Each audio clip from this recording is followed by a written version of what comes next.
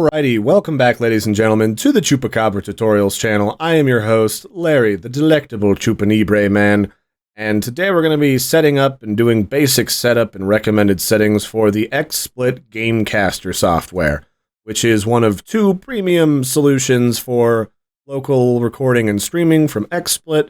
There's the Gamecaster, and the Gamecaster is the simplified, sort of dumbed-down version that has less settings and different components and drag-and-droppables to worry about, so that you don't have to worry about quite so many things when you want to get started and get going recording a game.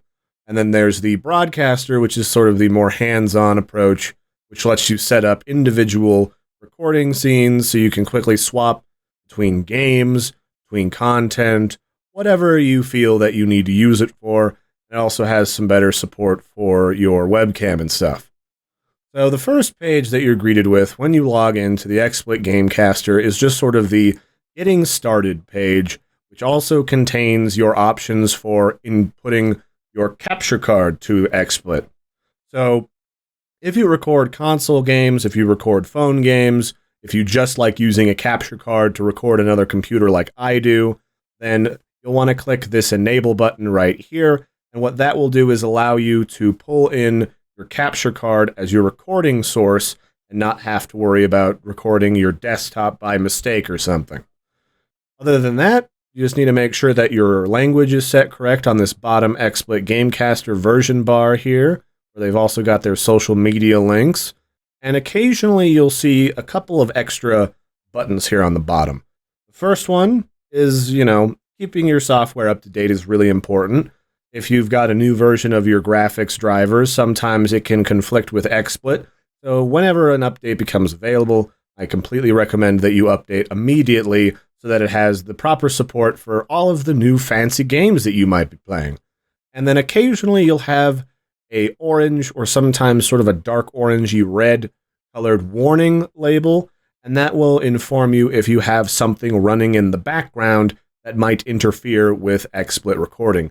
In my case, I started fiddling around with MSI Afterburner recently, and it informed me that having them both running at the same time, without a specific setting enabled or disabled, they would prevent me from properly recording. That would be kind of a problem. So the first area that you really need to start setting up your accounts and settings is the Accounts tab here. So if you do a lot of streaming, this is definitely a must. This allows you to automatically click this button and log in via a browser plugin to allow you to log in directly to Twitch. They've also got access to Hitbox, the YouTube live streaming service. You can also stream to Ustream, Dailymotion, whatever the heck Nico is.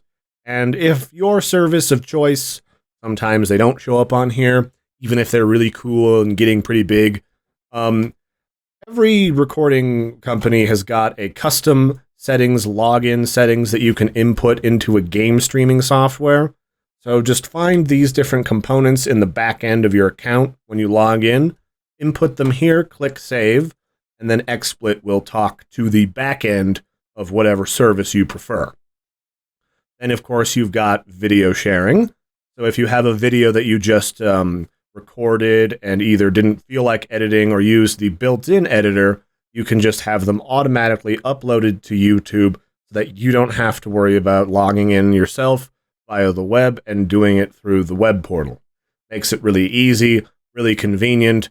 And then if you plug in your social media handles down here in social networking, then every time you do a stream, every time you upload a video, every time you upload a clip or a montage, or you're about to get ready to go streaming, XSplit itself will automatically blast to all of your followers, all of your friends, all of your pals online that, hey, there's some cool stuff up on the horizon. Come on in and check it out. And this is really nice so that it lets XSplit handle all of this stuff for you so you don't have to worry about it. And then all of these settings are saved to your account that you logged into up here, in order to keep them across multiple different devices. Next up, it's the super horrible, ultra magical, janky, weird recording, video streaming, and video recording settings that can be oh so fun and complex. So we're going to actually leave the video capture and streaming settings for last, and we'll start with the easy stuff. Over here in the extras, anyway. So the first thing that we'll take a look at is, what the heck are these Be Right Back graphics, Larry? Well, you can find out a lot of that by just mousing over a lot of these little question marks in the software. But the Be Right Back graphics are, let's say you've been recording or streaming like all afternoon, and you need to take a quick little break so that people know that you're gonna come back, but you gotta take a moment to yourself to empty that bladder, or to relieve yourself, or to go grab a snack or a drink. That is what the Be Right Back graphics are for. There's a default XSplit Be Right Back graphics if you're not very Photoshop capable, but if you want to, you can click Customize and you can insert your own graphics. You can write your own message there with their text tool, and so that will just tell people who are watching your stream that, hey, I'm here, I'm recording, I've just gone for 5 minutes, don't you go anywhere, there's no reason to get saucy with me. After that, we have the status label and watermark section. So some of you who might be strapped for cash or simply are trying out this software, if you wanted to record at full 1080p or stream at full 1080p quality, then you're going to have to let XSplit put their little watermark in the corner and say, hey, this is big, it's cool, it's suave, it's 1080p, and it was recorded with our cool software. And that's sort of how they promote themselves in exchange for letting you use their software at full quality for free. However, it's still free to use 720p or below, so don't worry about it. And there's lots of people out in the world that still record and stream at 720p. It's nothing to be worried about. Once you get some cash, you can fix that. So I like to keep all of my little things in the lower left-hand corner. That's just my preference, so it's kind of out of my way. And we want to enable the CPU load and the game frame rates, and I will explain why this is important in a minute. Next up, we've got our devices over here. We can enable our camera. Ignore the fact that there's no camera plugged in right now. If your face was hooked up through a webcam, it would appear right here in this Manicam box here. And then if you have a green screen, because people love it when you have a green screen, they're like $20 on Amazon, you would click this chroma key button, and all chroma key means is it's taking whatever colored backdrop you're using, and it removes that color from the camera. So let's say, I've got a blue green screen, or a blue screen, and then I could set it to blue, and it would remove it from behind my body, so that I would just be a magical, floating face in space and time, horrifying the young people, and then that's all you could see. It takes up less space on your screen, and covers up less game footage, so it's really cool looking. So if you have one of those, just click on that, select the color, and you're good to go. I, however, don't have a camera, so I'll just leave that off. And I believe the camera automatically shows up in one of the top corners, whichever one you prefer. You can't really change that inside of XSplit Gamecaster, but you can in the broadcaster, and if you've purchased a license, you can download both. It's just one's a little easier to use right off the bat than the other. Next step, make sure you've got your microphone set up. Sometimes, like me, I don't actually have a microphone plugged into this computer right now. Make sure it's the right brand of microphone and select it. Sometimes old devices you no longer have plugged in will appear, so don't just pick the one at the top of the list. Pick the one that's the correct name. So the one that I do still have, is on the shelf next to me, is a Logitech. So I'm going to pretend like I've got it plugged in. I'm going to select the Logitech. Next up, we'll talk about that big, snazzy, fancy, kind of complex and confusing streaming and recording quality settings. So we'll start under streaming because it's at the top of the list.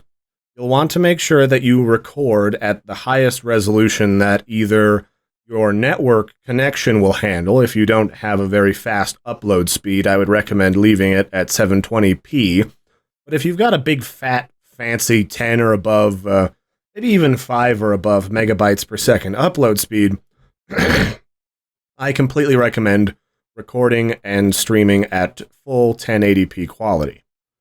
Next up, we now have proper capacity on like Twitch and Hitbox and places like that to stream at 60 frames per second. I would definitely recommend if you have the upload speed to do that. It's a lot smoother, it's a lot nicer, and it's a better experience for both you and for the viewers and listeners at home. Now, there's the one thing I definitely wanted to talk about here, and that's something that can be a little bit confusing. Mr. Chupacabra. What on earth, Mr. Chupacabra, is this weird little codec thing? I've heard about this in the ancient arcane runes of the internet. Well, codec is basically just the little brain inside the computer that tells it how to write out an MP4 video file, or any type of video file that you might want to record with or export with. In this case, XSplit only does MP4 videos, and you want that because it's the most readily used and available video format on the web right now. So these different codec tools here are basically determining what component or part inside your computer is being used to record and to render out this video as a file on your computer. So if you don't have a graphics card on your computer, the only thing that you're going to be able to use is the X264 CPU encoder. This just means that your CPU, the brain of your computer, is making a second copy of all of the frames being fed to your desktop.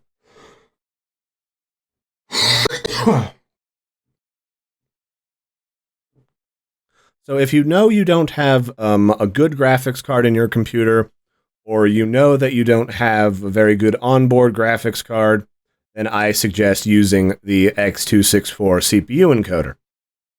Just for your reference at home, the X264 moniker, or the H.264, or just 264, that is basically just shorthand, technical shorthand for MP4 video. So in case you're curious, in case you see it just listed as that and not MP4, you don't get confused. So the other different formats we've got down here is if you've got an Intel CPU, which a lot of people do, these are like the i3s, the i5s, the i7s, any of the ones that are Sandy Bridge technology or newer have a type of built-in graphics card called Intel QuickSync technology. And that just means that inside the CPU, there's a little piece of it allocated to being just its own version of a graphics card. It's certainly not as powerful as a standalone graphics card, but it does a pretty good job. So if you only have Intel QuickSync technology on your computer, and I would check to see what kind of processor you've got, then by all means, I recommend using the QuickSync over the CPU, because what happens when you use any of these graphics cards, like this is the one for AMD, the AMD VCE, if you have NVIDIA, you want to use the NVIDIA NVENC, and if you have a capture card that you plug into your computer from AverMedia, then you want to use the AverMedia encoder.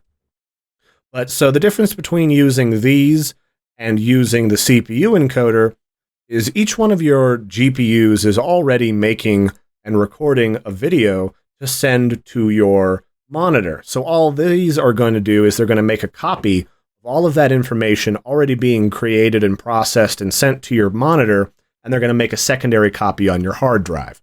And it's a lot more efficient, and it works a lot better than just using your CPU. In my case, I have an AMD R9 280X, so I'm going to select AMD for my recorder of choice, and then set your frames, and make sure that you are saving your streamed video to your hard disk. Now, Mr. Chupacabra, I'm just a streamer. I don't really do the YouTubes. What on earth do I want to save a copy to my hard disk for? Well, you know, sometimes our direction, our attitude, our goals on the internet for creating cool videos change. And if at any point you want to make a montage video, you want to create a cool little fun clip, it's a lot better quality, it's a lot easier to use if you already have a copy saved to your desktop, because sometimes Twitch has the ability to archive your past videos, It has the ability to keep records of all that. It can save past things as like podcasts that people can go back and watch, videos on demand, VODs. But depending on your network capabilities of your upload speed and different sorts of conditions, sometimes the quality of your saved stuff on the cloud is not the best. So it's better to have a full quality, beautiful version sitting on your desktop, ready to use for whatever purposes you see fit, than it is to have to try and get a crappy version downloaded back off of Twitch. You might not want that. If you don't, all you got to do is untick this feature. And then you can also split the files at so many sizes. If you don't have a reason to split your files, then I don't suggest doing anything with this. Just leave it at never split the files. Why would you split the files, Mr. Chupacabra? Well, if you notice that if you have a very long video, sometimes something happens in the computer, and after like an hour or something, sometimes the sound starts to get desynchronized, sometimes the video starts to get glitchy looking, sometimes it starts to break down. If you see something like that happening, you can split the video file at a certain time period or a certain size, and then it'll start creating a brand new video file where that last one left off seamlessly and cleanly in the event that something weird happens. You might also be a person that likes to use video clips at specific intervals to really quickly make montage videos, but if you don't have a reason to use video splitting, I don't recommend it because it kind of makes the whole thing a pain in the butt, and it can cause other problems that you might not otherwise encounter. So we're not saving our stream to hard disk because we're not tryhards. You might want a stream delay. A stream delay basically just means that it tells the server to wait a few minutes before playing your content on the video player. It just buffers in the background of their servers. So why would you want a stream delay? Well, there's a lot of games out there that you can spectate live, and people who are competing in like a competition, if you're a shoutcaster or something, it's not unheard of for them to load up a stream of their own game on another computer and then use your view of the game to cheat. So to prevent this, you'd probably put like a 3 to 5 minute delay on the video so that they can't do anything like that to cheat. This is also really handy for, spectated games in competition, but you might have another use. So if you want to put on a stream delay, this is where you do it. And that's about it for the streaming section. There are a few different things going on here in the recording settings, and I'm going to take this moment to talk about why I told you to enable this frame rate game FPS counter in your HUD.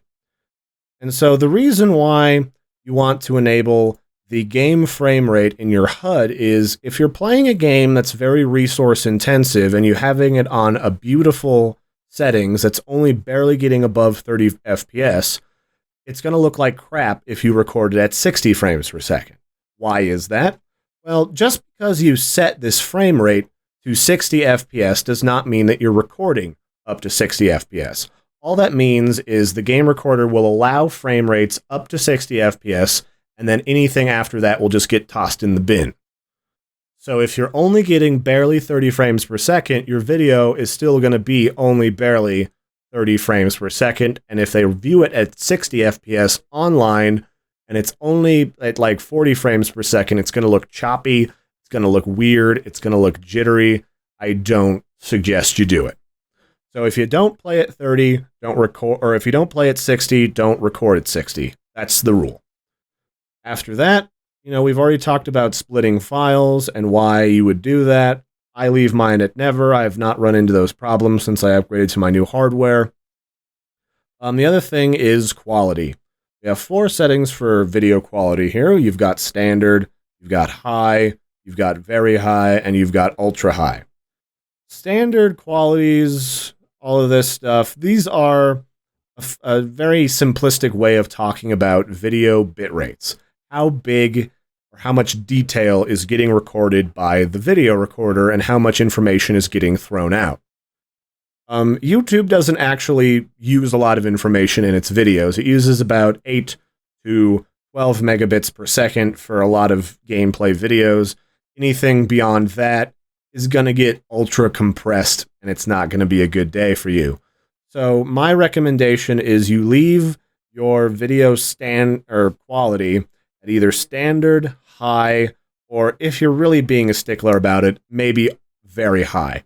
But for the most part, the quality you're going to get once these are uploaded, once these are streamed, once these are used for anything besides viewing on your computer, YouTube is going to compress them. Every video platform is going to compress the pants right off of them. So anything higher than high or very high is just going to be a really big file, and it's not going to give you anything more for quality purposes. My recommendation, set it at high. If you see yourself having some performance issues, like we showed with turning on this CPU load, if you see XSplit and the game eating up all of your CPU and you start to lag, then I recommend turning the quality settings down to standard. And that should clear up some of it. But if you don't have a very powerful computer, you might need to look into a solution like OBS, which lets you fine-tune your quality settings at a much deeper level. The other thing that we can talk about here inside of resolution for game recording settings is, what is original resolution, Mr. Chupacabra? That sounds very original. I mean, I'll give it credit for that. So it is possible online to upload a video at higher than 1080p quality. If you've ever clicked the quality tab settings on YouTube, occasionally you might run into a YouTuber that records at a higher resolution, upwards of what's considered 4K video. If you play and record and see your computer on a much bigger screen than 1080p, like I can on mine, I got some big monitors here, then you would want to record and play at original resolution, and that will record whatever you can see. So whatever settings your game is set to, that's what it will record. 1080p forces it to record 1080p, and if it's not 1080p, there'll be a little black bar around your content. So if you want higher than 1080p, you select original resolution, but just be careful with using that. It can be a little bit fiddly. I've had some weird stuff happen when trying that, so just be aware. Do test recordings. It's always a good idea to preview what you're doing ahead of time.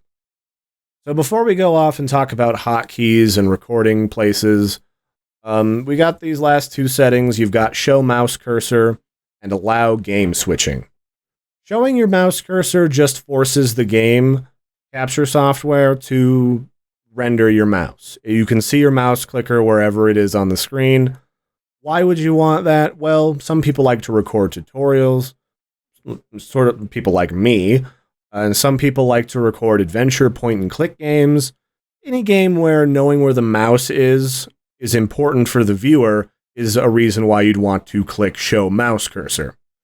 In my case, not really for first-person shooters, action games, but for strategy games, RTS games, StarCraft-style RTS, if you're not familiar with the term, or anything that's like all about where the mouse is and where you're sending minions, that's why you'd want to show the mouse cursor. So the other thing that's kind of hinky is allow game switching to occur and still keep your recording going. I don't recommend this, but you can experiment with using this to quickly switch between games. If you're big on shoutcasting, if you want to swap between games and quickly record one big long file of games without having to set up and take a break from your stream or your recording, then you can try this.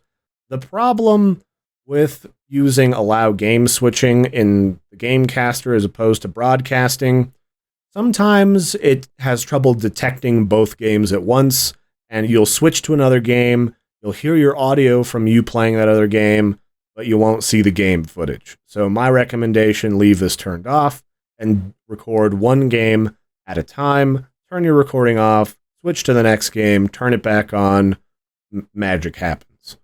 Otherwise, nah, just leave that off. Leave your mouse cursor off, but those are the reasons why you'd want to enable both of those. Next up, we've got the wonderfully exciting hotkey option. I know, it's your favorite. It's my favorite too. By default, Control-Tab opens up a Steam-esque overlay on your game, on top of your game. This will give you buttons that record, that stream, that allow you to mute and adjust your volumes, send messages to like all the social media platforms, to open up your Twitch chat. So that one you definitely want to have. Personally, I enjoy having a recording hotkey setup. Mine is Shift+1, and my pause button is the End key. Both of these combinations are rarely used for anything inside the game. My recommendation is you do like, Shift plus another key, or Control plus another key, or Alt plus another key. That way it doesn't interfere with any game hotkeys. Some of these other key bindings that you might find useful: you can set some status labels, you can mute/unmute your microphone. Let's say you're about to sneeze and you think that sounds gross on your video. You can mute your microphone, sneeze into a tissue, cough your brains out, and then you can turn it off. I've already had some of my own throat clearing in this video. Clearly, I don't care, but you might, so you have the option. Sometimes maybe the system audio gets really loud and you have difficulty concentrating. You can mute the system audio from the game, from your friends talking in the background, on whatever. So you have that option. Or if you find that you're getting a lot of background noise in your microphone and you don't want that constantly behind your video, you can enable push to talk so they can only hear you and your microphone when you want them to. And then you've got some other things down here. If you know when you want to use these, then you can bind these and use them. If not, look them up. They're pretty simple and straightforward. Then, of course, before we jump into a game and show what the HUD looks like, last but not least, we have where you're recording your stuff to. So this is where you can select where you want to record your game files to, what folder. I have a secondary hard drive in my computer that I like to keep my game files on and my recording files. And I do find it's been highly recommended to me to always record to a secondary hard drive, if at all possible, because it runs a lot faster and it performs a lot better. I don't know why, but that's been recommended to me a couple of times, so I'm going to say give it a shot if you find that you're having issues recording to the same hard drive that your operating system is on. Then you can also use this Express Edit tool to quickly trim and edit together your videos. I was never a fan of this tool, so if you want to go into depth on this, let me know, and I can re-up my copy of XSplit, and I can show you how to work this. And so that's about all we've got here. You can double-click on any of these files to view them. You can go down here and click on them to edit their name, to throw them away, or to just upload them to YouTube or broadcast them somewhere else down here. And so that's about all there is for the panel. We'll jump into Grimrock and show you what the interface looks like. So here we are inside of Grimrock. You'll notice that XSplit has just initialized. You can see my frame counter down here. I've turned on triple buffering to make it easier for me to record this sample, but you can see frame rates kind of dipping down here below 60. My CPU is pretty good, and so we can resume my game. I can walk around, be all sorts of stealthy and suave, and then I can hit my key binding, Control-Tab, which brings up my XSplit interface. I can click this button, that'll start the stream. I can start my recording, which will initialize and show a recording indicator down here at the bottom, so you always know when you're recording. I can go back, whoops, that's my Steam. I can stop my recording, and then I can make adjustments. So let's say I just tested my recording, and I'm not happy with my microphone levels. I can tab over top the microphone, adjust the levels. I can go over to the system sound and say it was a little too loud in that cutscene, pull it down a little bit. I can click on this to enable/disable my webcam. I can open up Twitch broadcasting title options to change the title of the game I'm playing. I can open up the chat if I want to talk to my viewers. I can check out the people who have subscribed to me. I can share this URL with people. I can quickly tab out and share that. I can add an image overlay. I can even write some crap, but that's only available if you pay for the software. You can draw little pictures, you can draw a smiley face, you can write somebody's name who just subscribed to you, whatever the heck you're looking for. And that's really about it. It's a very simple, straightforward software. If you're not very tech savvy, I recommend it over something as technical as open broadcast software, because this has a pretty good free portion to it, up to 720p with 30 FPS. If you're a stickler, if you're a lord of the PC master race, rub your face on like in that picture, then pick up a copy. 3 months is $15 basically. I think it's pretty reasonable, especially if you make a lot of videos. I myself recently used this for a client project where I was doing interviews with multiple different cameras, which is also why I have ManyCam installed, that I can use it as a virtual webcam. So if you've got any questions, if you need any clarification on anything, I'm here. I'm always happy to answer questions in the comments. I will never be like the other YouTubers and just disable them, because that's boring. Just, be clear about what you're curious about. Be clear about what's confusing you. It helps me help you, because if you give me something blank like, oh my god, it doesn't work, please help, that doesn't tell me what's wrong. So be descriptive and all that, and I will help you out as best I can. If not, Xsplit has a forum to help you, and there's lots of knowledgeable people that built the dang thing. So you can check on there.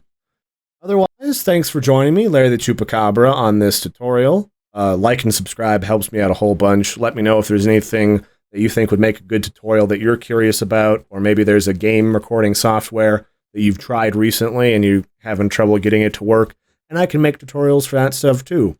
We've got some other stuff coming down the pipe, like tutorials for Photoshop, tutorials on how to make better thumbnails, better banners, better index pages, improving lighting, getting fonts that work really well and make you look like a professional.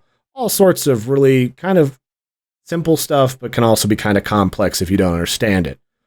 And I've also got some links in the description to some related videos to this, like how to set up OBS, how to troubleshoot OBS, how to optimize your YouTube thumbnails, all sorts of stuff. So if any of that interests you, check it out below in the description.